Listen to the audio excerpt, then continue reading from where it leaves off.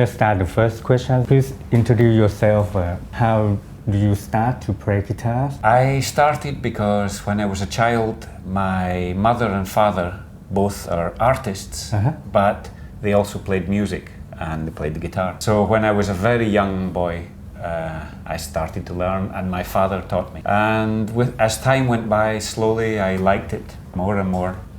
And eventually I wanted to be a guitarist. That's how it started. How do you turn to classical music? I was living in Spain when I was very young. And in Spain, the pop music had not arrived so much. And in my house, my father's choice of music was classical music. So he listened very much to the music of Andrés Segovia, and he had many recordings of Andrés Segovia, and that was what I heard as a child, and that was the music that I've always loved most. Who is your inspiration? Andrés Segovia. But also my father, who, like an amateur guitarist, he worked very hard to play some pieces by Villalobos, some pieces by Fernando Sor. Before I could read music, he showed me how to play these pieces. So my father was also an important part of the inspiration. And then later, as I grew a little older, I had LPs by Julian Bream and John Williams. So they were also part of what I would say was my inspiration to play. Yes, you have a chance to learn from Jose Thomas at the Royal Academy of Music. Could you share your experience? When I was about 16, I went to London to study to the Royal Academy. You got scholarship too? Well, my family paid the money because I was not living in London. I was living in Spain, so I went there. But still, my family made a big effort to help me. I also started teaching when I was a young student. At the Royal Academy, I studied, did my degree, and that was very exciting because I met hundreds of fantastic musicians, and I also studied to play the violin and the French horn, which was, I'm not very good, but it was helpful. For playing guitar, it was very useful. And then when I finished there, I went to study in Santiago de Compostela, which is in the north corner of Spain. Santiago is a beautiful, ancient city, and Andrés Segovia used to teach there.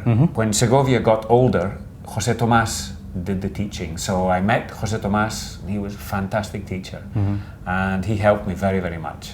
In those years, I went, also studied with him in Alicante, and he was wonderful. And you won the Julian Bream Guitar Prize twice, and also the Andrés Segovia, which is a major competition in classical guitar scenes. How did you prepare yourself? Well, the first competitions like the Julian Bream, I was not really prepared. I was too young, so I didn't know what was happening. It was very interesting because for the Julian Bream Prize, Julian Bream came and he was the jury, only one person in the jury. And he listened to us all, and then he came out and said, "You win." No complications. But he chose, and also the prize, he gave the prize. It was his own from his pocket, if you like. So for that one, I didn't really understand. But later, when I did other competitions, I understood. You have to be very well prepared. You have to stand the pressure. Because playing a concert is a lot of pressure, but playing in a competition is extra pressure because the people are judging you. So I practiced a lot, many hours, and the pieces I played in the competition, I also played in small concerts, so that I felt I was ready. What is your practice since routine? When I finished studying at the academy and studying with Jose Tomás, I felt, like many other young musicians, I felt I still needed to get better. There were many things that were I was not good enough. So I started a technique routine which I use almost every morning. You start from the most simple things, don't do complicated things. In the technique of the guitar and the piano, etc., there are only, let's say, 10 or 12 very simple things that you must do well. And then the more complicated things are combinations of the simple parts. So if the simple parts are not working, the complicated parts will never work. So the idea is that every day you have to teach your hand to have a good hand position. Yes. So just like a golfer, every day you get the hand position, the grip. Here, every day and then, so the finger is always going to fall in the good place. The right hand, so I usually do it with breakfast. Yeah. So I have a cup of coffee here, and I start with the left hand, and for example, so I can drink my coffee, and then I do some right hand, and I can still drink my coffee. So very simple things like that, but 3 notes. You say, okay, that's very easy. It's only easy when you're doing it perfectly. So I start with simple things in both hands, groups of 3, groups of 4, starting with this, group of 4, starting with that. So starting with index, then the other way around with M. They should sound the same. Then group of 5. So that's group of, and then. So, for example, if you can't do taka taka tam, if you can't do that very well, how can you play? Because it's so simple. Immediately, as soon as you hear somebody play,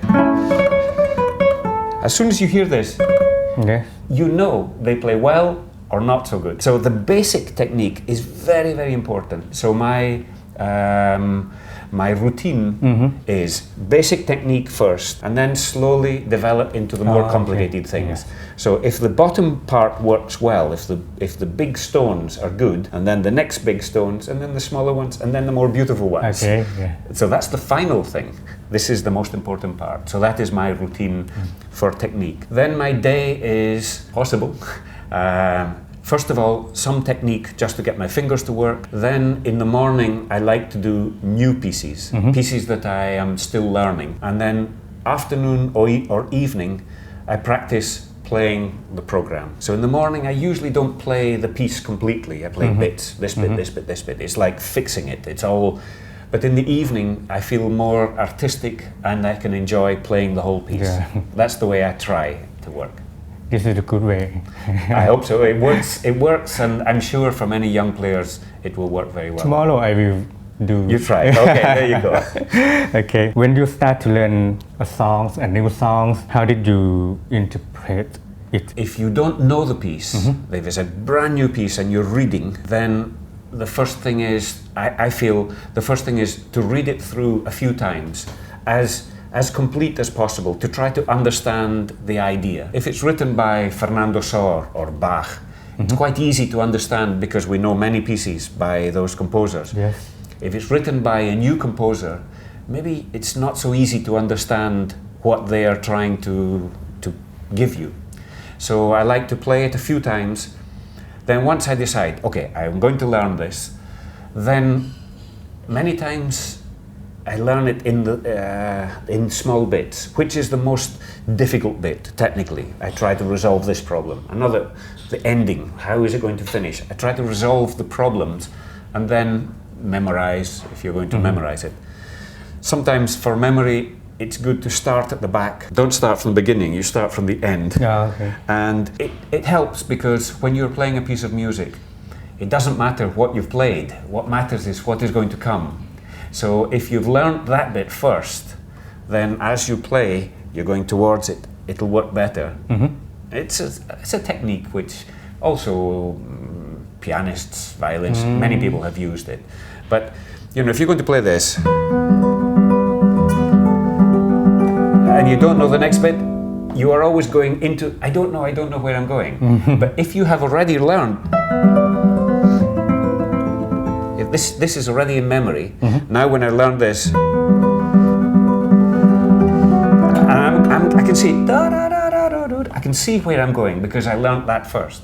That's the idea. How to practice right hand technique? Your right hand is so wonderful, so amazing.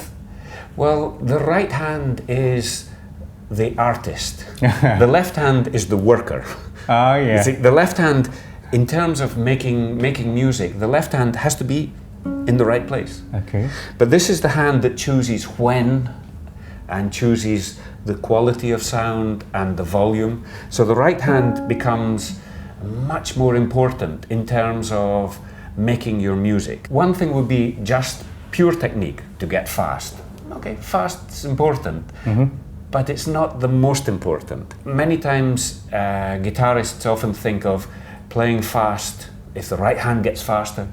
But you know, if you think many guitarists can do this, I'll do it with number 4. And many guitarists can go, but not so many can go. Oh yeah.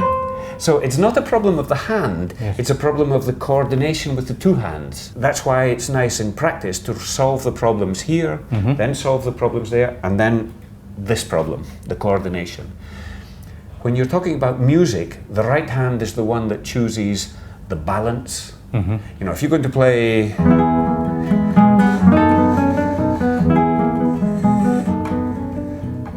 right, that's the introduction. So I want this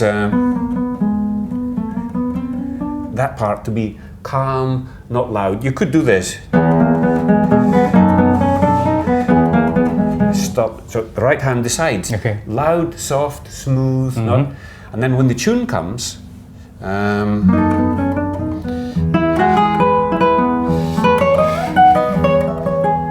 so the right hand says, "Listen to me." You know. So it's these fingers that have to choose which volume, which note comes out. When I play, I could play bam, bam, bam, bam, bam, bam. Every note is fine. Sounds horrible. Or,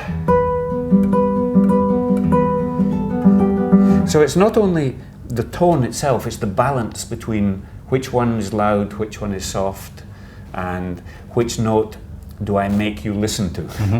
So this is the right hand. Yes. How to practice it, I don't know. I don't know, but you must have a clear idea. Sometimes practice making it sound different, you know, practice it. A good way is, we can use this. You could say, make a list. You could say, happy, angry, sad, like melancholic. emotions. So you choose like 5 or 6 emotions and you say, happy. And you can do anything. You can play fast, slow. So,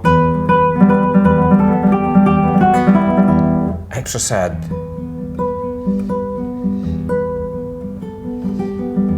So, angry. So you can, and that will ask your hand to do what is necessary to get that emotion. So hopefully in your music, when you play your concert, you can give different emotions, which hopefully will be in the music. And when you play different positions? Well, I use more, of course, sometimes by the bridge, but I use a lot of this, different angle.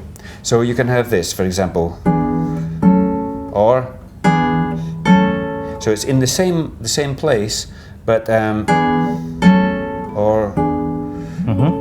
so this makes soft, this sound, some people say they play by the bridge.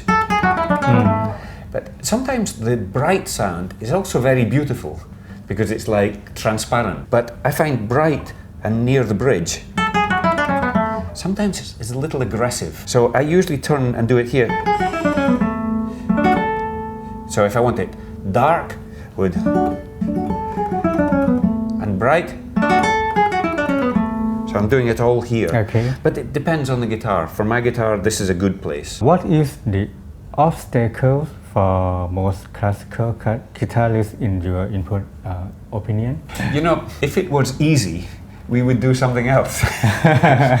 So, you know, the obstacles is the challenge, and the obstacle is part of the fun. It's the enjoyment. Is you take something that is not easy and you enjoy doing it, overcoming it, getting something to happen. You know, playing a big piece by Bach is not easy. It means that you get up in the morning thinking, okay, I need to practice this piece because it's difficult and it makes me work. You know, so the obstacle for me is the good part.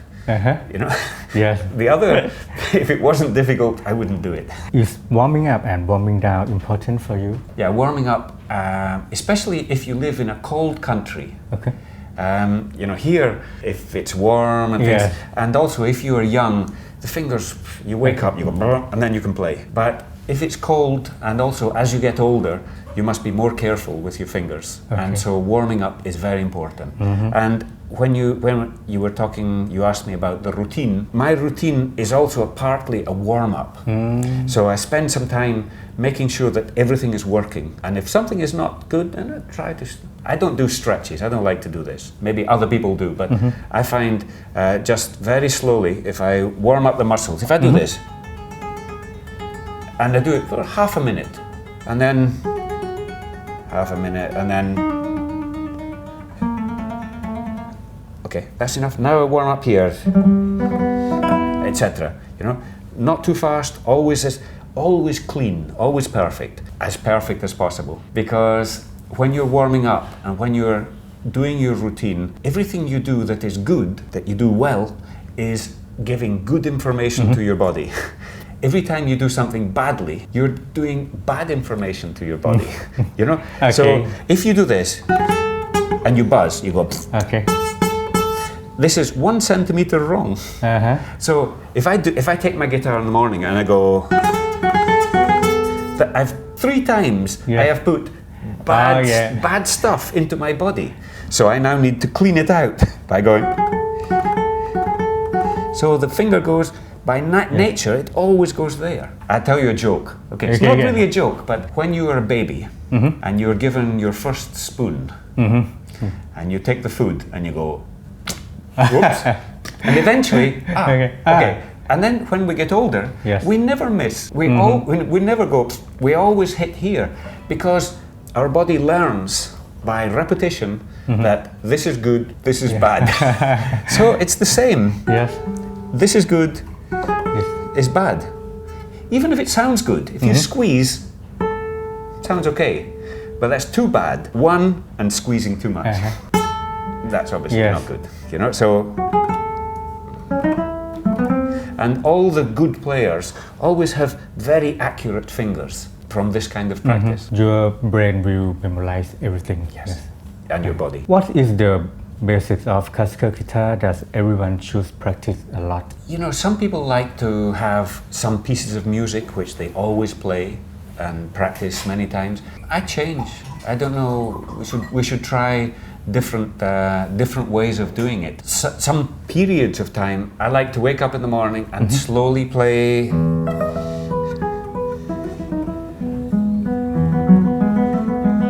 Because I love the music, and also I can do my basic practice with it. But generally, I prefer to be to do it completely technique and completely music for me. But everyone has to choose their own way. The most important thing is to stay happy, enjoy your music. See, if you get up in the morning and you say, "Oh, I have an exam, but I hate this and I hate this," and of course, it's a waste of time. This is a good key.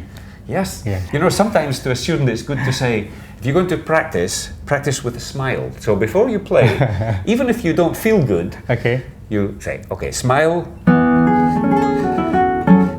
and say to yourself, yes. You know, yes, and it'll help you play with energy. If you go, you are again hurting yourself. Okay. Tomorrow I will do this. Before you play, well, everyone smiles in Thailand, so I think in Thailand that's not a problem. I will talk about Terlica. Okay. Yes. In the Terlica, the complete work for guitars, your guitar sound was similar to piano. If that was the result of your interpretations as Terlica were both pianist and guitarist? I had not thought about that.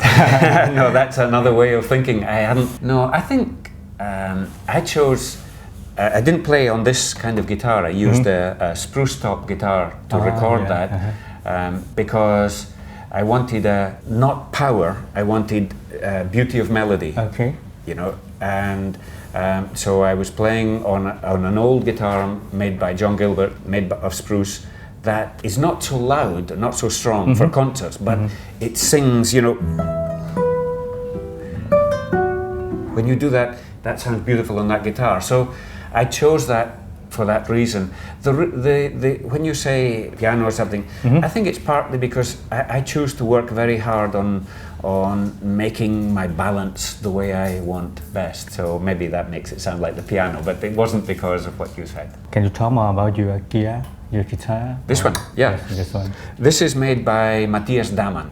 Matthias is from Germany, and I've played his guitars maybe for 20 years now, more than 15. And I've had different guitars. This one is quite new, 4 or 5 years old, and it's fantastic. For me, it's the best. But the thing is, you have to find, there's no such thing as the best guitar in the world. It's the best guitar for this player, or the best guitar for this player. So the idea is, eventually, as a young player, you adapt to the instrument. As you get older, eventually you say, this is my best technique. So you just say, play.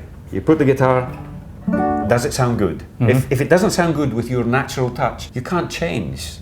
Always. A little bit, yes. So eventually I found that with Matthias' guitars, he has made fantastic instruments that work well for my way of playing, and so I'm very happy with it.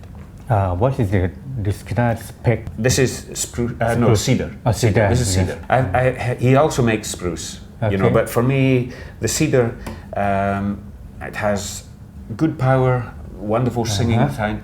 Also, it travels well. You know, if you go to a very humid place, or a very dry place, or a very cold place, it always sounds good, which is important. And back and sides? Back and sides, it's rosewood. Can you play something? Oh.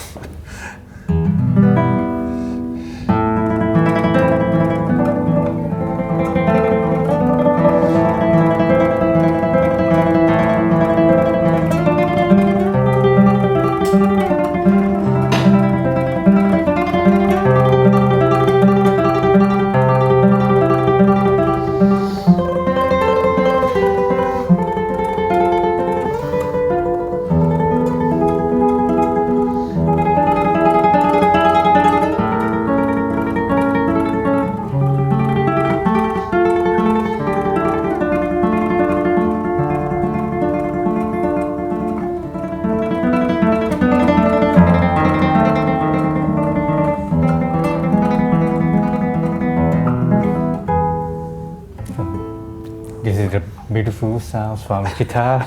Yeah. Yeah, no, this is a fantastic guitar. I really love it. Next question: do you interested in using amplifier? Yeah, you know, when it's necessary, yes. Nowadays, the quality of the amplification has got so much better. 20, 30 years ago, the systems were not so good for classical music. Now the systems have got better. Also, life has changed. The young people live in a world with more noise. Also, there's air conditioning in many, many halls. So sometimes, you know, for the classical guitar, the best situation would be no amplification and complete silence. But it's not very often that we have that. And so when you play in a hall, sometimes it's necessary to just for a small help. You know, when you listen to a CD, people say, oh, it's a natural sound. No, sir, it's not true. It doesn't exist, you know. The natural sound is, the only real natural sound is what you get today. Okay. This is it, because you are 1 meter away. Yeah. Even when you play in a beautiful hall, the hall itself is a form of amplification. It's a natural amplification, but it's a form of amplification. So I now accept that in many situations, amplification is okay. I still prefer, of course, when I go to hear somebody, you know, it's nice if the hall is small, but many times the hall is bigger, the ambient sound is too much. So we'll see.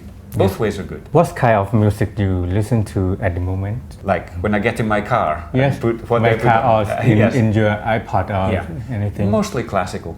Yes. Mostly classical music, some folk music. I like to, when I travel to different countries, sometimes I like to buy some CDs of the folk music of the country. That generally is my taste. It would be classical music moving towards folk music of different styles. Whose artists do you listen to always? Always. There are so many. Of course, the old traditional, there's the traditional people, but also many people, like my colleagues, Okay. the young guitarists, I love it when they give me their CD. Of course, I listen to it, to see what the younger people are doing, what music they're playing, and how they're playing. So, when I'm traveling or at home many times, I listen to the CDs to enjoy what they do.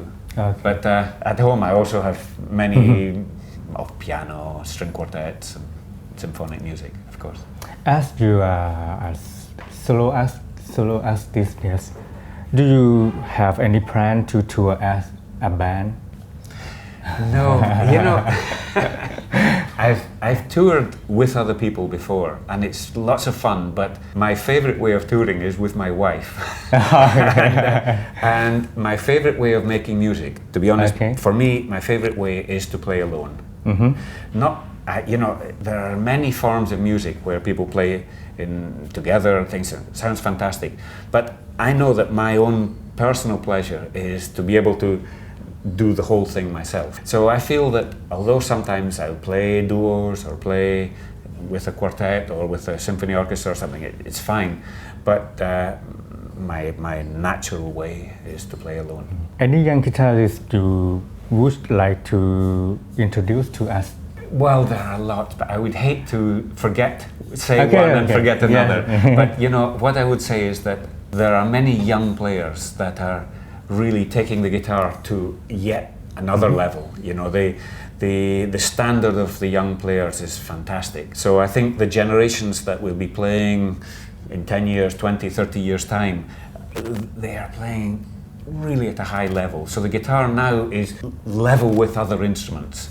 When I was a student, the guitar was way below the piano and the violin and things, and it was very difficult for us to be respected, because really the standard, except for John Williams perhaps, or some one or two fantastic players, most players were not good enough. But the next generations, my generation, there are many good players, and the young players now, they're fantastic. Wow. So I'm very happy to hear the young players now and see what they are doing, and I'm sure they will do wonderful things for the guitar. Nowadays, you teach a lot. I teach very little. I have no job. No, I travel so much, it's not possible to teach. So I teach only when I visit somewhere. Like some workshops. Like workshops, yeah. Which is a lot of fun for me, because I get to see what they're playing, and everyone is very excited and things. So it's a lot of fun. I don't teach every week, that kind of teaching, which is also necessary. The students need that teacher, and then I come along and see them once. So I go to the Royal Academy and I go to a university in the United States once or twice a year, but that's the most regular I do. Any plan in the future? Some new album or some new projects? Well, I have lots of projects. Yeah. There are always projects. Yeah, of course, there are some pieces I would love to record. So I've taken a rest the last 2 years. I didn't make any CDs because I've made for 20 years. Every year I was making CDs. So now next year, plan to. But also there are many places to visit and many things to do that are not in the guitar world. And with my wife, we travel and do other things and keep our life full of inspiration by making sure that there's always new things to do. In your opinion, what is the master of your songs that students choose listen to? From me? Yes. I don't know. I don't know. So usually when I teach, I try to show the way I think, the way I approach a piece of music, or the way I think about how the guitar should be played, etc. But my way is not going to fit everybody's. So I think when you learn from someone, you should take the things that you think will be good for you. Try every single thing. So when you hear a player, like when I do a class here, I will show them what I want to do, and the students should take as much as possible. And hopefully those things will become part of their playing. Also the way of thinking, I think, is important. So I remember studying with José Tomás or something. It was interesting to see how he organized his mind for a piece of music. I was completely disorganized, so I thought, wow, that's just so much better. So you can learn just small details or big details just by listening to how someone else approaches the music. The last question, what is the important thing that guitarists should pay attention but they are not? Well, I think it's hard when someone is a young player. We have often a lot of interests and things, and it's very difficult to understand how much hard work the good players do. And I've seen many very talented young players maybe don't practice enough or don't practice well enough, Yes. or don't organize what they are going to learn in the next 6 months, so that at the end of 6 months they have a good program instead of a little bit of this, a little bit of that. No, you must organize your life if you're dedicating yourself to the instrument. Another thing is for the amateur player. The amateur player must always enjoy it and choose pieces that are enjoyable, that make them feel happy. So after a day of work, they can get home and enjoy the music. That's fantastic. But if someone wants to be a professional, we must enjoy it, but also we have to work very hard. I worked very hard. If you speak with Manuel Barrueco or Odair Assad or even John Williams, they all worked very hard. Okay. So natural talent only takes you some way. The rest is work. That's one part. But I would say, whatever you do, always don't lose the sense of enjoyment and the sense of inspiration. If you are enthusiastic, then you will do something with more energy. So I would say to the students, if you are losing your enthusiasm, it's not good. Yes. So you must make sure that you fight and keep that, because that was why you started to play the guitar. Thank you so much for your time. Yes. Thank you. Okay. Thank you very much.